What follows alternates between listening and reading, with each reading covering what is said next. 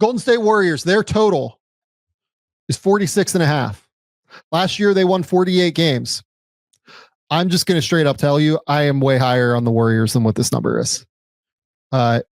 This team was a absolute buzzsaw to finish the year last year. They were awesome late last year, especially on the defensive end. And I am a believer in the Draymond Green, Jimmy Butler, Stephen Curry combination. Speaking of age, this team is going to be the first team to ever have 4 starters that are 35 years old or older. Is that what it is? First team, because I can't remember if Dre is 35 or not. It's going to be not, like he's close. Yeah, he just turned 35. So yeah, it's 4 starters 35 or older, and Dre, Steph, Jimmy, and Al Horford. I still think this team's just going to be awesome, and I'm going over. But I will be fascinated to hear what you guys say. I'm Andrew, over. You can go first. Oh, sorry. Go ahead, Andrew. I'll answer quick. I'm also over. I'm much more slight on my over than Sam is. I have them just a hint behind the Lakers. I mentioned during the conversation about the Clippers. The Clippers have 8 guys age 31 and older. The Warriors snuck in there to get 7 with getting Al Horford.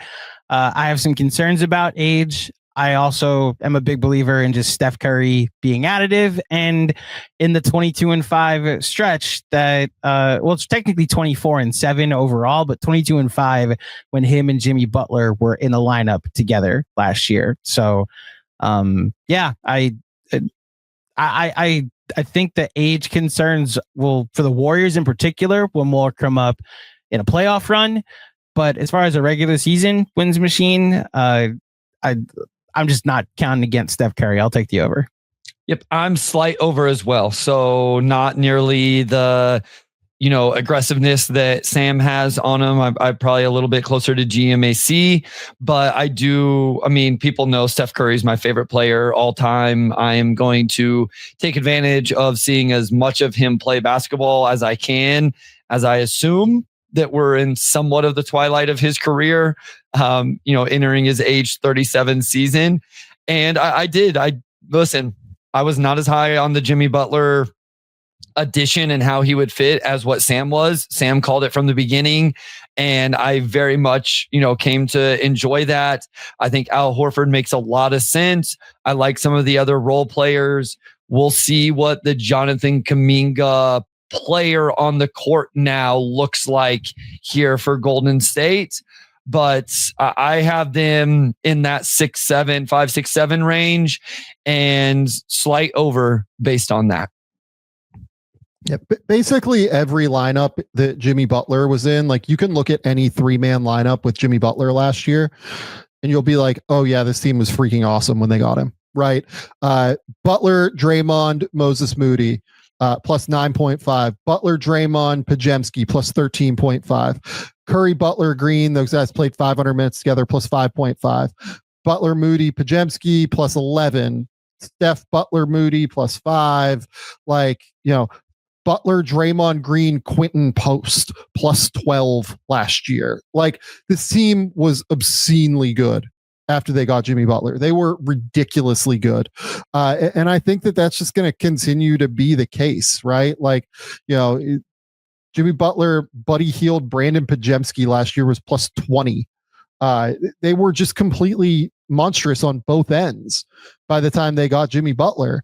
And I'm absolutely just going to continue to ride with that fact. I think that Jimmy is probably the most underappreciated player of his era. Realistically, given what we've seen from him in the playoffs, Draymond Green might be the second most underappreciated player from his era, given that there are just a significant number of haters, given the fact that he continues to make poor decisions on the court, from a not keeping his hands to himself all the time decision-making process. But he's the best defender of his era, in my opinion. I thought that he was the best defensive player in the league, bar none, for the last third of the year last season. I had him first team all defense. I didn't have him as my full year defensive player of the year, but basically from that last third of the way onward, there was no more dominant force defensively in the league than Jimmy Butler, or I'm sorry, than Draymond Green.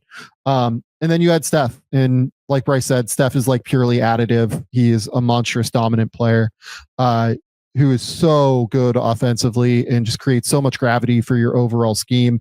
Adding Al Horford, I think, also creates like real gravity for them, being able to step away and shoot. He did lose a step defensively, I thought, last year in terms of his overall foot speed, but this is a team that's playing like Trace Jackson Davis and Quentin Post and guys like that. Like they're used to having to make up for that. And I think that Draymond's honestly the perfect player to be able to account for that within scheme because of how smart Horford is on the defensive end. You know that Horford is going to be positionally sound every single time.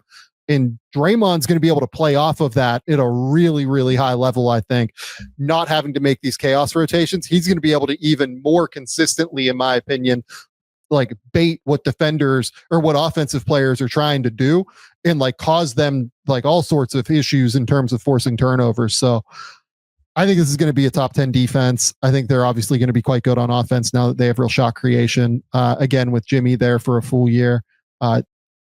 I think this team has like a real shot to finish third in the Western Conference. Third, fourth, something in that ballpark. Love it. That's spicy. I like it. Maybe that's like my Raptors level hot take for the West is like, I am basically just very, very in. I don't think being in on the Warriors is anything.